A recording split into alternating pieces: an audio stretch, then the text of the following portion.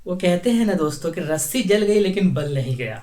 ऐसा ही कुछ देखने को मिल रहा है महाराष्ट्र के अंदर अबू आसिम आजमी साहब के साथ। बेसिकली हुआ क्या, इनका एक गढ़ था गोवंडी, और यहीं से वो लगातार 4 बार जो है विधायक बने।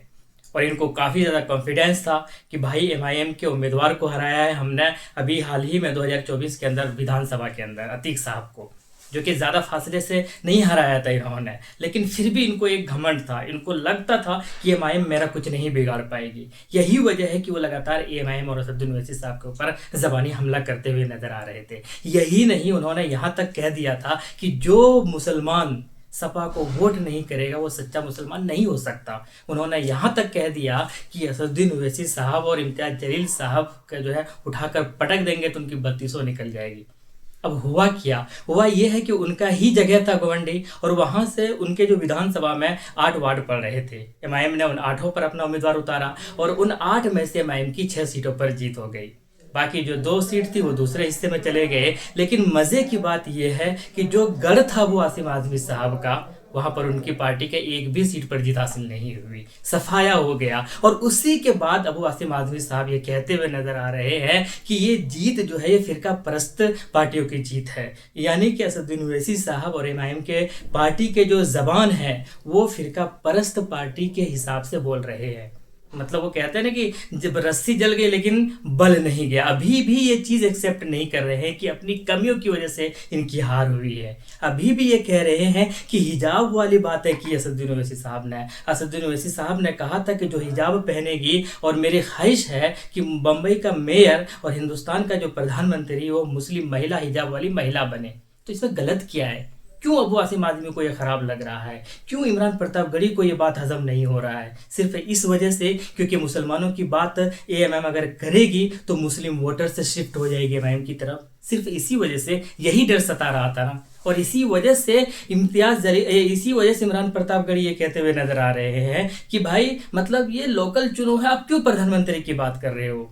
मतलब असदुद्दीन ओवैसी साहब को पता था कि कौन सा नस दबाया जाए जो इन लोगों को जो है हट करेगी। बिल्कुल चीजें सामने निकल कर आई। ये भी हाल ही में बिहार का इलेक्शन हुआ था, वहां पर भी एमआईएम ने जो है इनके साथ गठबंधन करने की कोशिश की। जब इन्होंने गठबंधन नहीं किया तो इन्होंने एमआईएम पार्टी ने अकेले चुनाव लड़ा, 5 सीटों पर जीत हुई। जब हार का ठेकरा जो है एमआईएम के ऊपर फोड़ने की कोशिश किया था इमरान प्रतापगढ़ी ने, जबकि हकीकत यह है कि इनकी ही पार्टी यानी कांग्रेस पार्टी का जब समीक्षा बैठक हुआ कि हार का क्या कारण है, तो उनमें से एक कारण यह भी निकल कर आया था कि असदुद्दीन ओवैसी साहब के साथ गठबंधन नहीं करना, एमआईएम के साथ गठबंधन नहीं करना। सच्चाई यही है दोस्तों कि ये जितने भी सेक्युलर पार्टियां हैं ये कोई भी एमआईएम के साथ गठबंधन नहीं करना चाहती है, सिर्फ इस वजह से कि इनका जो मुस्लिम वोटर्स है वो शिफ्ट ना हो जाए एमआईएम की तरफ। इसीलिए एमआईएम को लगातार जो है सिर्फ यही साबित करने में लगे रहो, लोगों को यही बताने में लगे रहो, कोशिश करते रहो कि एमआईएम जो है बीजेपी की बी टीम है और इनकी वजह से बीजेपी मजबूत हो रही है। सिर्फ यही साबित करने में ये लोग लगे रहते हैं और चुनावी मुद्दों पर फोकस नहीं करते हैं।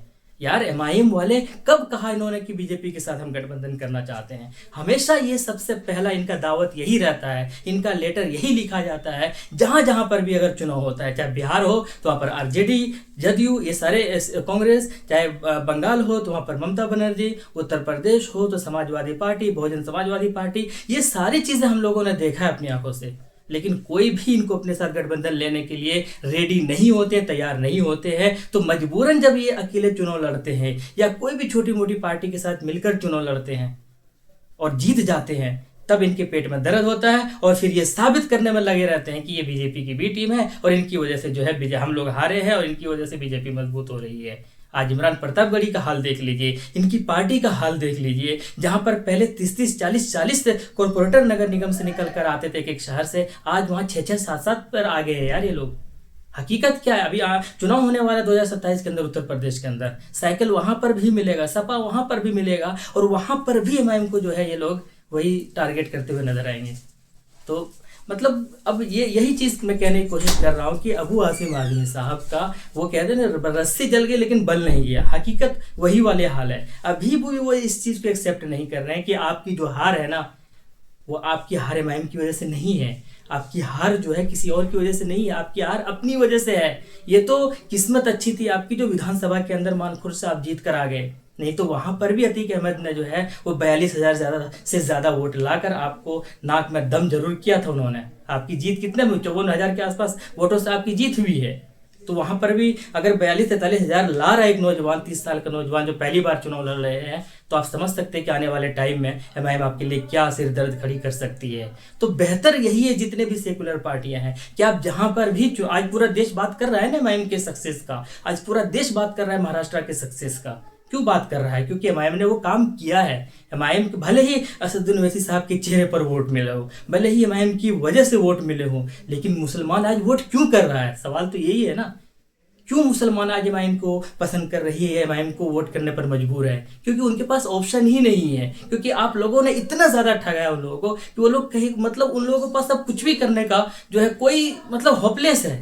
तो उनको बेचारा एक पार्टी मिली है, एक एमआईएम मिला है, एक असदुद्दीन ओवैसी साहब मिला है, जो लगता है कि हमारे लिए हमारी आवाज़ बन रहे हैं संसद के अंदर, हमारे लिए बात कर रहे हैं संसद के अंदर, चाहे ट्रिपल तलाक हो, सीएए हो, चाहे वक्फ बिल हो, कुछ भी हो, जब भी शरीयत की बात आती है असद साहब बोलते हैं हमारे लिए, तो मुसलमान आज उनके पीछे जा रहे हैं। अगर यही काम आप लोग कर लेते, यही काम आपके पार्टी के लोग कर लेते, तो क्यों जाते आज एमआईएम पार्टी की तरफ? क्यों असदुद्दीन ओवैसी साहब की तरफ लोग मायल होते या कायल होते? नहीं होते ना। बहुत बड़े बड़े लीडर हमने देखा है, आजम खान जैसे लीडर को देखा है, मुख्तार अंसारी जैसे लीडर को देखा है, शहाबुद्दीन जैसे लीडर को देखा है, और भी बड़े बड़े लीडर, मुस्लिम लीडर को देखा है। लेकिन उन सब का हाल क्या हुआ? हाल यही हुआ कि जिस पार्टी के लिए वो काम कर रहे थे, उन्हीं की पॉलिसी में वो लोग दबकर रह गए।